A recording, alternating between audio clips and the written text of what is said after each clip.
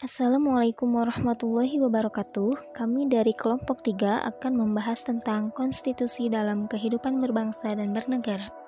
Bismillahirrahmanirrahim. Berikut adalah beberapa pembahasan yang insya Allah akan kami paparkan satu persatu. Pembahasan yang pertama yaitu konsep dan urgensi konstitusi dalam kehidupan berbangsa dan bernegara. Pengertian konstitusi. Secara istilah, konstitusi diartikan sebagai pembentukan. Asal-muasal penggunaan kata pembentukan sebagai makna dari istilah konstitusi berawal dari terjemahan kata constituer dari Perancis yang memiliki arti membentuk, dalam artian membentuk suatu negara. Dengan demikian, dapat dikatakan bahwa konstitusi mengandung arti berawalnya segala aturan atau kaidah dasar mengenai hal-hal untuk membentuk suatu negara. Dalam ketatanegaraan, konstitusi diartikan sebagai aturan dasar pembentukan suatu negara atau menyatakan sebuah negara. Konstitusi merupakan keseluruhan dari peraturan-peraturan di sebuah negara, baik konstitusi secara tertulis atau tidak tertulis, yang mengikat sebuah cara yang mengatur sistem pemerintahan negara yang dapat diterapkan dalam suatu masyarakatnya. Menurut K.C. Weyr, tahun 1975, konstitusi adalah keseluruhan sistem ketatanegaraan dari suatu negara berupa kumpulan peraturan-peraturan yang membentuk, mengatur, atau memerintah dalam pemerintahan suatu negara. Konstitusi bisa dimaknai secara sempit maupun secara luas. Konstitusi dalam arti sempit hanya mengandung norma-norma hukum yang membatasi kekuasaan yang ada dalam negara. Sedangkan konstitusi dalam arti luas adalah keseluruhan dari ketentuan-ketentuan dasar atau hukum dasar, baik yang tertulis ataupun tidak tertulis maupun campuran keduanya, tidak hanya sebagai aspek hukum melainkan juga non-hukum. Menurut Utomo tahun 2007, fungsi dan tujuan konstitusi. Fungsi konstitusi. Yang pertama, konstitusi berfungsi sebagai landasan konstitusionalisme. Apakah itu konstitusionalisme? Landasan konstitusionalisme adalah landasan berdasarkan konstitusi, baik konstitusi dalam arti luas maupun konstitusi dalam arti sempit. Konstitusi dalam arti luas meliputi undang-undang dasar, undang-undang organik, peraturan perundang-undangan lain, dan konvensi. Konstitusi dalam arti sempit berupa undang-undang dasar. Ini menurut Asti Murianto tahun 2009. Yang kedua, konstitusi berfungsi untuk membatasi kekuasaan pemerintah sedemikian rupa sehingga penyelenggaraan kekuasaan tidak bersifat sewenang-wenang. Dengan demikian, diharapkan hak-hak warga negara akan lebih terlindungi. Gagasan ini dinamakan konstitusionalisme. Yang ketiga, konstitusi berfungsi 1. Membatasi atau mengendalikan kekuasaan penguasa agar menjalankan kekuasaannya tidak sewenang-wenang terhadap rakyatnya. Yang kedua, memberi suatu rangka dasar hukum bagi perubahan masyarakat yang dicita-citakan tahap berikutnya. Yang ketiga, dijadikan landasan penyelenggaraan negara menurut suatu sistem ketatanegaraan tertentu yang dijunjung tinggi oleh semua warga negaranya. Dan yang keempat, menjamin hak-hak asasi warga negara. Yang kedua, tujuan konstitusi itu sendiri yaitu yang pertama, konstitusi bertujuan untuk memberikan pembatasan sekaligus pengawasan terhadap kekuasaan politik. Yang kedua, konstitusi bertujuan untuk melepaskan kontrol kekuasaan dari penguasaan sendiri. Dan yang ketiga, konstitusi bertujuan memberikan batasan-batasan ketetapan bagi para penguasa dalam menjalankan kekuasaannya. Jadi pada hakikatnya, konstitusi Indonesia bertujuan sebagai alat untuk mencapai tujuan negara dengan berdasarkan kepada nilai-nilai Pancasila sebagai dasar negara. Materi selanjutnya, apa alasan perlunya konstitusi dalam kehidupan berbangsa dan bernegara? Setiap negara harus memiliki konstitusi karena konstitusi merupakan tonggak awal terbentuknya suatu negara. Oleh karena itu, konstitusi menempati posisi penting dan strategis dalam kehidupan ketatanegaraan suatu negara. Negara konstitusional tidak cukup hanya memiliki konstitusi, tetapi juga negara tersebut harus menganut gagasan tentang konstitusionalisme. Jika dalam sebuah negara itu tidak terdapat konstitusi, maka dikhawatirkan akan banyak tindakan yang sewenang-wenang dalam sebuah pemerintahan. Konstitusi di negara Indonesia telah dikenal dengan istilah Undang-Undang Dasar. Namun, sebagaimana telah kita ketahui, masyarakat dan pemerintah itulah yang melanggar konstitusi dalam negara itu sendiri. Contoh besarnya dalam kehidupan yaitu seperti asap yang mengganggu akibat kebakaran hutan. Yang mana hal tersebut itu berkaitan dengan Undang-Undang Pasal 28H Ayat 1 yang berbunyi, semua orang itu berhak hidup sejahtera, baik secara lahir maupun batin. Oleh karena itu, kita sebagai warga negara Indonesia harus menyadari dengan sepenuhnya tentang tugas dan kewajiban mereka tentang berkehidupan dalam bernegara sesuai dengan Undang-Undang Dasar Republik Indonesia tahun 1945. Konstitusi adalah sarana dasar untuk mengawasi proses kekuasaan. Oleh karena itu, setiap konstitusi mempunyai beberapa peranan, yaitu yang pertama, konstitusi berperan sebagai dasar pembentukan negara. 2. Konstitusi berperan sebagai perekat bangsa. Yang ketiga, konstitusi berperan sebagai hukum dasar. Yang keempat, konstitusi berperan sebagai hukum paling tinggi. Yang kelima, konstitusi berperan sebagai perangkat kehidupan yang demokratis. Yang keenam, konstitusi sebagai penjaga demokrasi. Yang ketujuh, konstitusi sebagai alat untuk membatasi dan memisahkan kekuasaan negara. Jadi, untuk membebaskan kekuasaan dari kontrol mutlak penguasa dan menetapkan bagi penguasa tersebut batas-batas kekuasaan mereka sehingga tidak terdapat kekuasaan yang semena-mena. Dan yang kedelapan, konstitusi sebagai pelindung HAM dan hak-hak warga negara. Eksistensi konstitusi dalam kehidupan ketatanegaraan suatu negara merupakan sesuatu hal yang sangat krusial, karena tanpa konstitusi bisa jadi tidak akan terbentuk sebuah negara. Dalam lintasan sejarah hingga awal abad ke-21 ini, hampir tidak ada negara yang tidak memiliki konstitusi. Hal ini menunjukkan betapa urgennya konstitusi sebagai suatu perangkat negara. Baik, untuk materi selanjutnya, yaitu sumber historis, sosiologis, politik tentang konstitusi dalam kehidupan berbangsa dan bernegara. Perkembangan konstitusi di Indonesia. Sehari setelah proklamasi kemerdekaan Republik Indonesia pada 17 Agustus 1945, Konstitusi Indonesia sebagai sesuatu revolusi groundwork telah disahkan pada 18 Agustus 1945 oleh Panitia Persiapan Kemerdekaan Indonesia dalam sebuah naskah yang dinamakan Undang-Undang Dasar Negara Republik Indonesia. Dalam sejarah perkembangan ketatanegaraan Indonesia, ada 4 macam undang-undang yang pernah berlaku. Yang pertama, periode 18 Agustus 1945 sampai 27 Desember 1949, yang merupakan penetapan Undang-Undang Dasar 45. Isi dari undang-undang ini mengandung nilai luhur bangsa. Pokok pikiran dalam pembukaan Undang-Undang Dasar 1945 berisi tujuan pembangunan nasional, hubungan Indonesia dengan luar negeri, pernyataan kemerdekaan, dan ideologi Pancasila. Kemudian, isi atau batang tubuhnya berisi bentuk negara, lembaga negara, hingga jaminan hak dan kewajiban warga negara dalam Undang-Undang Dasar 1945. Yang kedua, periode 27 Desember 1949 sampai dengan 17 Agustus 1950 yang merupakan penetapan Konstitusi Republik Indonesia Serikat. Perjalanan Republik Indonesia tidak luput dari rongrongan pihak Belanda yang menginginkan untuk kembali berkuasa di Indonesia. Belanda mencoba untuk mendirikan negara-negara seperti negara Sumatera Timur, negara Indonesia Timur, negara Jawa Timur, dan sebagainya.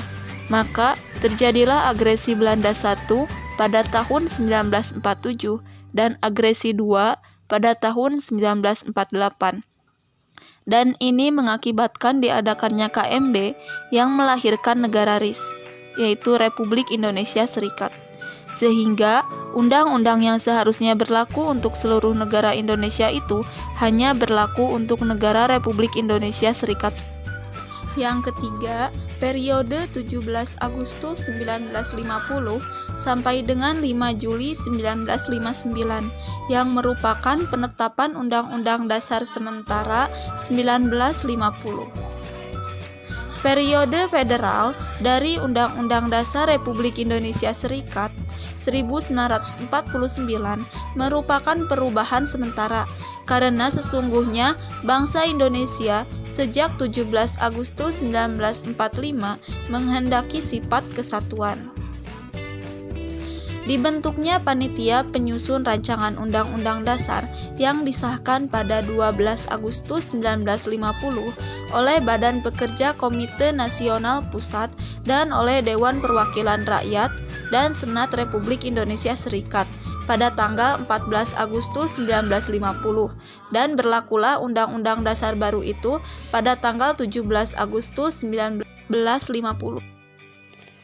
Yang keempat, periode 5 Juli 1959 sampai dengan sekarang, yang merupakan penetapan berlakunya kembali Undang-Undang Dasar 1945. Undang-Undang Dasar 1945 kembali berlaku sesuai dengan Dekrit Presiden 5 Juli 1959 yang dikeluarkan oleh Presiden Soekarno. Perubahan Majelis Permusyawaratan Rakyat sementara Orde Lama pada masa 1959 sampai 1965 menjadi Majelis Permusyawaratan Rakyat sementara Orde Baru.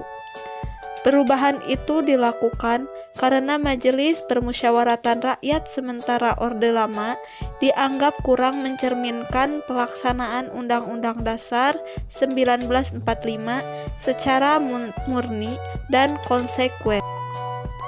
Adapun hal-hal yang dimuat dalam konstitusi atau Undang-Undang Dasar yaitu organisasi negara, hak-hak asasi manusia, prosedur mengubah Undang-Undang Dasar, ada kalanya memuat larangan untuk mengubah sifat tertentu dari Undang-Undang Dasar. Yang terakhir, memuat cita-cita rakyat dan asas-asas ideologi negara. Bagian D. Argumen tentang dinamika dan konstitusi dalam kehidupan berbangsa dan bernegara. E. Esensi urgensi konstitusi dalam kehidupan berbangsa dan bernegara. Argumen pada tanggal pertengahan 1997 negara kita dilanda krisis ekonomi dan moneter yang sangat hebat. Krisis ekonomi dan moneter yang melanda Indonesia ketika itu merupakan suatu tantangan yang sangat berat. Akibat dari krisis tersebut adalah harga-harga melambung tinggi sedangkan daya beli masyarakat terus menurun.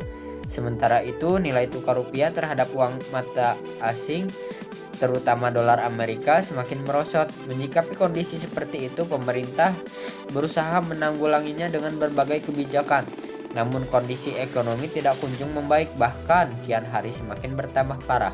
Krisis yang terjadi meluas pada aspek politik. Masyarakat mulai tidak lagi mempercayai pemerintah. Maka timbullah krisis kepercayaan pada pemerintah. Gelombang unjuk rasa secara besar-besaran terjadi di Jakarta dan di daerah-daerah. Unjuk rasa tersebut dimotori oleh mahasiswa, pemuda, dan berbagai komponen bangsa lainnya. Pemerintah sudah tidak mampu lagi mengendalikan keadaan, maka pada tanggal 21 Mei 1998 Presiden Soeharto menyatakan berhenti dari jabatannya. Berhentinya Presiden Soeharto menjadi awal era reformasi di tanah air. Pada awal era reformasi pertengahan 1998 muncul berbagai tuntutan reformasi di masyarakat. Tuntutan tersebut disampaikan oleh berbagai komponen bangsa, terutama oleh mahasiswa dan pemuda.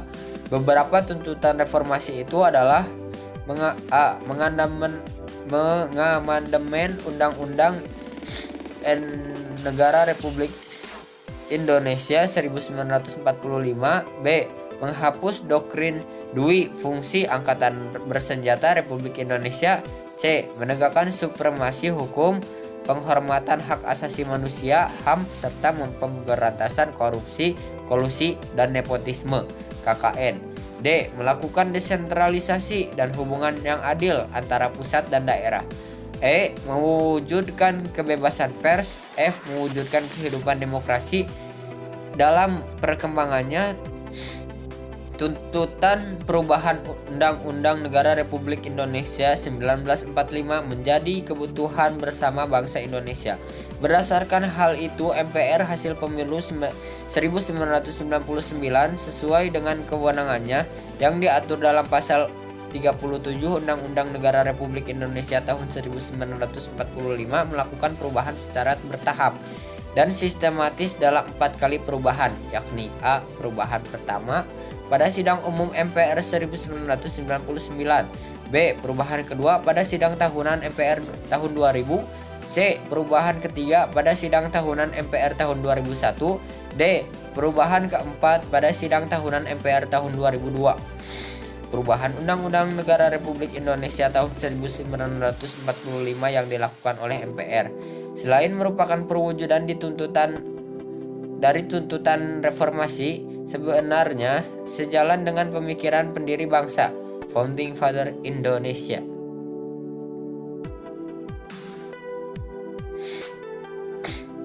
Bagian E. Esensi dan urgensi konstitusi dalam kehidupan berbangsa dan bernegara. Hasil perubahan Undang-Undang Negara Republik Indonesia tahun 1945. A. Perubahan pertama Undang-Undang Negara Republik Indonesia tahun 1945 dihasilkan pada sidang umum MPR tahun 1999 pada tanggal 14 sampai 21 Oktober tahun 1949. B. Perubahan kedua Undang-Undang Negara Republik Indonesia tahun 1945 dihasilkan pada sidang tahunan MPR tahun 2000 pada tanggal 7 sampai 18 Agustus tahun 2000. C. Perubahan ketiga Undang-Undang Negara Republik Indonesia tahun 1945 dihasilkan pada sidang tahunan MPR tahun 2001 tanggal 1 sampai 9 November tahun 2001. D. Perubahan keempat Undang-Undang Negara Republik Indonesia tahun 1945 dihasilkan pada sidang tahunan MPR tahun 2002 pada tanggal 1 sampai 11 Agustus tahun 2002. Setelah disahkannya perubahan keempat Undang-Undang Negara Republik Indonesia tahun 1945 pada sidang tahunan MPR tahun 2002, Agensi Reformasi Konstitusi Indonesia untuk kurun waktu sekarang ini dipandang telah tuntas. Perubahan Undang-Undang Negara Republik Indonesia tahun 1945 yang berhasil dilakukan mencakup 21 bab, 72 pasal, 170 ayat, 3 pasal aturan peralihan, dan 2 pasal aturan tambahan.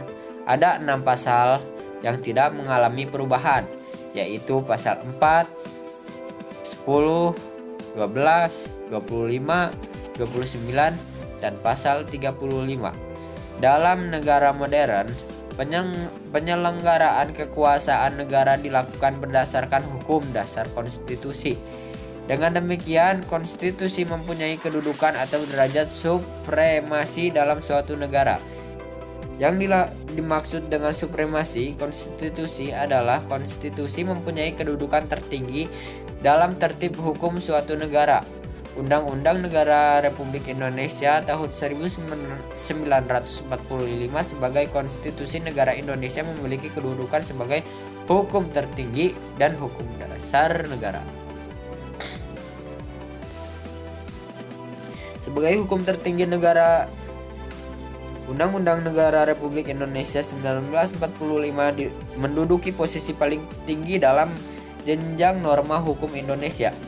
Sebagai hukum dasar, Undang-Undang Negara Republik Indonesia 1945 merupakan sumber hukum bagi pembentukan peraturan perundang-undangan di bawahnya.